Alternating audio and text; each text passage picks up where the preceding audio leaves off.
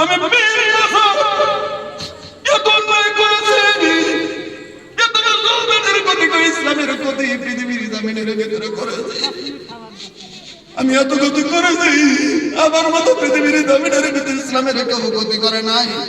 তারপরেও দয়ার নবীজি আমার জান যদি জন্মের নিরাপত্তা যদি দিয়েছে, এটাই তো ইসলামের ইসলাম।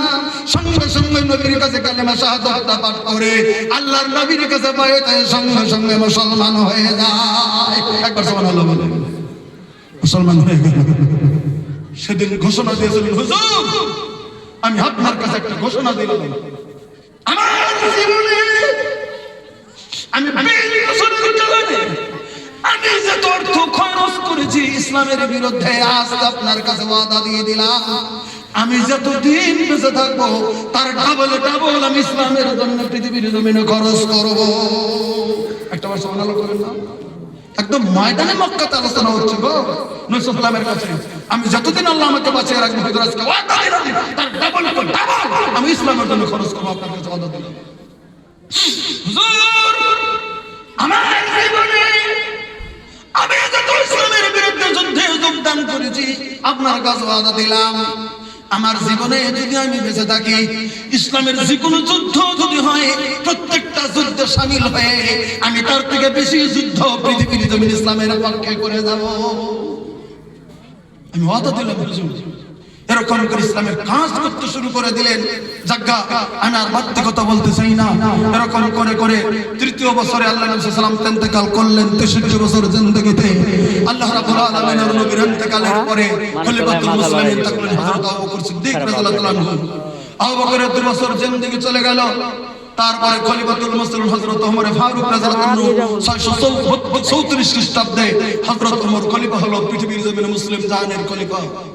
2 বছর কাল হযরত ওমর খলিফাতুল মুসলিমিন থেকে বিভিন্ন দেশ যখন তার করতলে আনতে শুরু করে দিলেন, যুদ্ধ বিগ্রহ বিভিন্ন রকমের শাসন আমলে বিভিন্ন রকমের আমলের দ্বারাতে যায় কালেমার দাওয়াত দিয়ে ইসলামের দেখো যখন আনতে শুরু করে দিলেন, রোম বাহিনী আর পারস্য বাহিনী ছিল পৃথিবীতে তখন বিরাট বড় বড় শক্তি। রোম বাহিনীদের কাছে কালেমার দাওয়াতের মিশন চালাতে শুরু করে দিলেন। রোম বাহিনী বৃদ্ধিচরণ হলো আর 636 হিজরিতে 636 খ্রিস্টাব্দে আল্লাহ নবী সাল্লাল্লাহু আলাইহি ওয়াসাল্লামের সাহাবা কেরাম এবং রোম বাহিনীদের ভিতরে একটা যুদ্ধের সূচনা হয়ে গেল। বিরাট বড় যুদ্ধটা হয়েছিল কোথায়? ইয়ারমুক নামে একটা নদী ছিল। ইয়ারমুক নামে নদীর কিনারাতে বিরাট বড় ফিল্ড ময়দান, সেই ময়দানে হয়েছিল যুদ্ধ। রোমদের সৈন্য সংখ্যা ছিল 2,40,000 বা 2 লাখের উপরে, 2,20,040 পর্যন্ত ধরেন। মোটামুটি 2 লাখের উপরে ছিল রোমের বাহিনী। আর মুসলমান বাহিনী ছিল 40 থেকে 45,000, 40 থেকে 45,000 মুসলমান বাহিনী। আর 2 লাখের উপরে ছিল 2,20,000 থেকে 40-এর ভিতরে ছিল সেই রোম বাহিনী। এদের বিরুদ্ধে জুন মাসে যুদ্ধ, আগস্ট মাসে যুদ্ধ চলছিল। সে খ্রিস্টাব্দে লেখা আছে আগস্ট মাসে যুদ্ধ চলছিল। 1 দিন নয়, 2 দিন নয়, একে রাহে 6 দিন যুদ্ধ করার পরে মুসলিম সেনারা সেদিন 40,000 সৈন্য নিয়ে সেদিন জয়ী হয়েছিল। একবার জোরে একবার সুবহানাল্লাহ বলো। আমার ভাইরা সেদিন ওই যুদ্ধে সেই ইয়ারমুকের যুদ্ধ ওখানে দেন ইয়ারমুকের যুদ্ধে মোটামুটি ধরে নেন এই 2 লাখের ভিতরে মোটামুটি 40 থেকে 50,000 রোম সৈন্য নিহত হয়েছিল। আর 1 থেকে 3,000 এই 40-45,000-এর ভিতরে 1 থেকে 3,000 মুসলমান বাহিনী শহীদ হয়েছিল। কথা খুব খেয়াল করে যাবেন। এত বড় যুদ্ধ হয়েছিল যেখানে প্রায় 1 থেকে 3,000 মুসলিম সৈন্য শহীদ হয়েছে আর 40 থেকে 50,000 রোম বাহিনী নিহত হয়েছে, কাতল হয়েছে। মুসলমান জয়লাভ হলো। কিন্তু যেদিন খুব তয়ামায় যুদ্ধ চলছে সেদিন এই আবু জাহেলের ছেলে ইকরিমা ছিল বিরাট বড় যোদ্ধা, বিরাট বড় শক্তিশালী পুরুষ।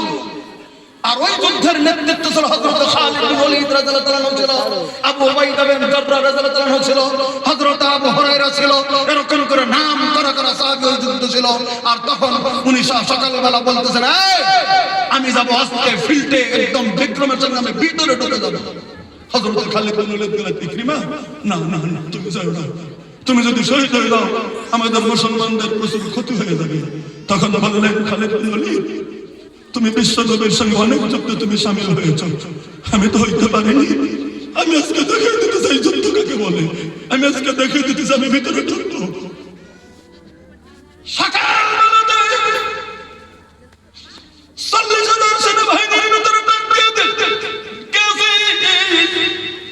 আমি ইকরামা বিন আবু জাহল, আমি আজকে ময়দানে যাব। কে আছিস রে? আমার সঙ্গে তোরা জীবন দিতে প্রস্তুত হতে পারিস?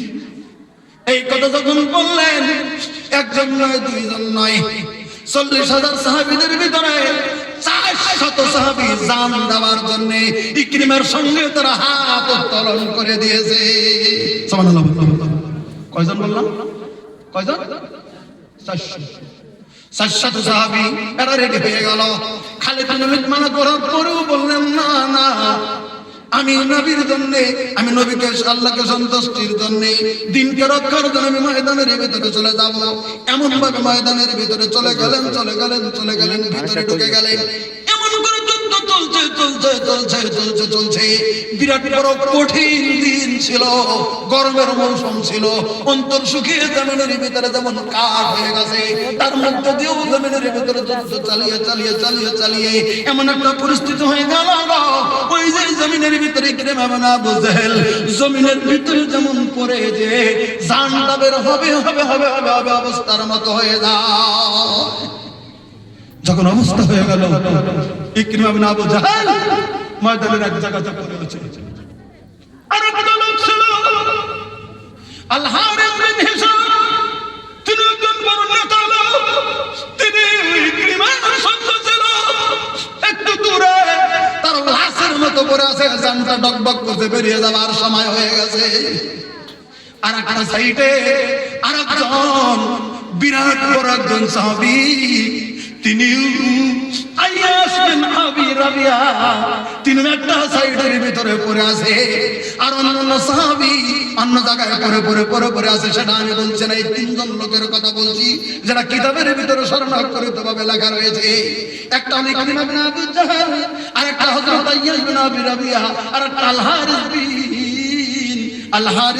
আল হারিস বিন হিশাম, উনিও পড়ে আছেন একটা জায়গার ভিতরে। কিন্তু খুবই গরমের মৌসুম, কলিজাটা শুকনাতে ফেটে যায় অবস্থা। হঠাৎ করে মরণের আগে তখন গলা শুকিয়ে গেছে, ইকরামা বিন আবু জাহল পানি করে ডাক দিয়েছে, কেউ কি আছে রে ভাই? আমার মরণের আগে আমাকে এক লোকমা পানি, এক ফোঁটা পানি আমার মুখের ভিতরে দিয়ে দিতে পারবে? আমার কলিজাটা শুকিয়ে গেছে। ওখানে ছিল তারই নিকটতম লোক হযরত হুযায়ফা রাদিয়াল্লাহু তাআলা। উনি দৌড়ে গেলেন, একটু পানি ছিল, পানির পাত্র তাড়াতাড়ি করে পানির পাত্রের ভিতরে, লোটার ভিতরে একটু পানি ঢেলে নিয়ে দৌড়ে চলে আসলেন ইকরিমার কাছে। ইকরিমা গো, তোমার জান যেতে চলছে। আমি বলছিলাম রহমা বাইনাহুম, একজন আরেকজনের কাছে কেমন করে পৃথিবীর জমিনের ভিতরে আপোষ হয়ে যায়, কেমন একজন আপন হয়ে যায়, কেমন করে আপন হয় তার প্রমাণটা বেরিয়ে গেল। ভাই গো, হযরত ইকরিমা পানি পান করবে, সাইড থেকে হযরতে হারিস বিন হিশাম একদম ডাক দিয়ে দিল, কে আছো গো, আমাকে একটু পানিটা পান করাবে। হারিস বিন হিশাম যখন ডাক দিয়ে দিল, ইকরিমা বলতেছে, আবু হুযায়ফা, না না না, আমি পানি পান করব না, তুমি যাও। হারিস বিন হিশামের বুকের ভিতরে আগে পানি দাও, তাকে পানি পান করানোর পরে তুমি আমাকে পানি পান করাও। ওই যে হারিস বিন হিশাম পানি করে ডাকছে, ওখানে আগে যাও, আমি একটু পরে পান করবো। একবার সুবহানাল্লাহ বলো। কলিজাটা শুকিয়ে জানটা বের হচ্ছে, বলছে তো ওখানে যাও।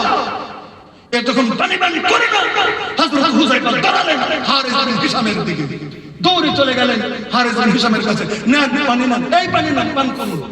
যখন পানিটা দিতে চলছে, সাইড থেকে গো আইয়াস বিন আবি রাবিয়া পানি বলে ডাক দিয়েছে, কেউ আছো কি, আমাকে এক লোকমা পানি দিয়ে দেবে। হারিস বিন হিশাম দেখলো আমার থেকে মনে হয় বেশি কষ্ট করছে উনি, তখন হুযায়ফাকে বলতেছে, হুযায়ফা রে, না না না, আমাকে পানি দিস না, আগে যা আইয়াসকে পানিটা দিয়ে দে। একবার আগে পানি পান করো, তারপরে আমার কাছে নিয়ে আয়। হাদিসগুলো বেরিয়ে যাবে। হযরত হুযায়ফা দৌড়ে পানি লইয়া হযরত আইয়াজ বিন আবি রাবিয়ার কাছে চলে যায়। আবি রাবিয়ার কাছে পানি দেয়, পানি কেবল মুখের কাছে নিতে নিতে নেওয়ার আগে হযরত আইয়াজ রাদিয়াল্লাহু তাআলা নূর জান পৃথিবীর জমিনের ভিতরে থেকে বেরিয়ে যায়। তিনি আর মধ্যে মৃত্যুবরণ করলেন, তিনি ইন্তেকাল করলেন, পানি আর তার মুখে দিতে পারলেন না। উনি গেলেন আইয়াজ বিন আবি রাবিয়া শেষ, আর পানি মুখে ঢুকলো না, কারণ তিনি মারা গেছেন, পানি দিতেই পারলেন না। তার আগেই তিনি শ্বাস নিঃশ্বাস ত্যাগ করে দিলেন। এবার হুযায়ফা রাদিয়াল্লাহু তাআলা মনে মনে ভাবলেন, ইস, পানি পান করাতে পারলাম না, এবার আমি চলে যাবো হারিস বিন হিশামের কাছে। দৌড়ে চলে গেল তৃতীয় লোকটার কাছে পানি পান করানোর জন্য। যখন দৌড়ে তৃতীয় লোকটার কাছে আসছে, ওখান থেকে দৌড়ে আস্তে আস্তে হারিস বিন হিশাম, তারও জান ইতিমধ্যে জমিন থেকে বেরিয়ে গেছে। হারিস বিন হিশাম ইন্তেকাল করেছে, শহীদ হয়ে গেল, পানি পান করতে পারলো না। হযরত হুযায়ফা মনে মনে চোখের পানি ধরে দিয়েছে। দ্বিতীয় লোকটাকে পানি পান করাতে পারলাম না, শহীদ হয়ে গেল। দৌড়ে যায় আমার ভাই ওই ইকরিমা বিন আবি জাহলের কাছে। প্রথম ব্যক্তির কাছে দৌড়ে দৌড়ে দৌড়ে দৌড়ে গেল। দৌড়ে পানি নিতে নিতে নিতে নিতে ইকরিমা শহীদ হয়ে যায়। পানির মতো পানি হাতের ভিতরে, পানির মতো পানি রয়ে গেল। তিনজন সাহাবী জমিন থেকে শহীদ হয়ে যায়। একেবারে রুহামা ও বাইনাহুম, যখন একজন আরেকজনের দিকে যখন গরম তেল পৃথিবীর জমিনে, আরেকজন পৃথিবীর জমিনের ভিতরে আপোষ আপোষে মহাব্বতের মানুষ পৃথিবীর জমিনের ভিতরে জানটা বেরিয়ে যায়, তা প্রমাণ দিয়ে দিয়েছে একজন আরেকজনকে পৃথিবীতে কত ভালোবাসে। আমার এরা, আমরাও জমিনের ভিতরে মুসলমান, আমরাও জমিনের ভিতরে একজন আর একজন ভাই, আমরা জমিনের ভিতরে সমস্ত আমরা ভাই ভাই জমিনের ভিতরে। আমরা কতটুকু পৃথিবীর জমিনের ভিতরে মহব্বত দেখিয়ে দিতে পেরেছি, আমরা কতটুকু পৃথিবীর জমিনের ভিতরে একজন আর একজনকে মহব্বত করতে পেরেছি। না না না, আল্লাহ রাব্বুল আলামিনের নবীজির জন্য তারা পৃথিবীতে বিলীন করে দিয়েছেন, সব কিছু তারা বিলীন করে দিতে তারা জমিনের ভিতরে তারা প্রস্তুত ছিল। প্রত্যেকটা মুহূর্তে তারা আল্লাহ রাব্বুল আলামিনের নবীর জন্য মহব্বত তারা পৃথিবীর জমিনে তারা খুলে দিয়েছে। কারণ আল্লাহ রাব্বুল আলামিনের নবী বলেছেন, হাদিস বুখারী শরীফের ভিতরে রয়েছে, সালাসান মান কুন্না ফি আযাদা বিহিন্না হালাওয়াতাল ঈমান। আল্লাহ রাব্বুল আলামিনের নবী বললেন, সাহাবীরা শুনো কি, এই পৃথিবীর জমিনে তিনটা আলামত যে মানুষটার ভিতরে পাওয়া যাবে, তিনটা নমুনা যে মানুষটার ভিতরে পাওয়া যাবে, তিনটা আমল যে মানুষটার ভিতরে পাওয়া যাবে, তিনটা চিহ্ন যে মানুষটার ভিতরে পেয়ে যাবে, আমি নবী বলে দিলাম ওই মানুষটা ঈমানের পূর্ণ স্বাদ পৃথিবীর জমিনে পেয়েছে।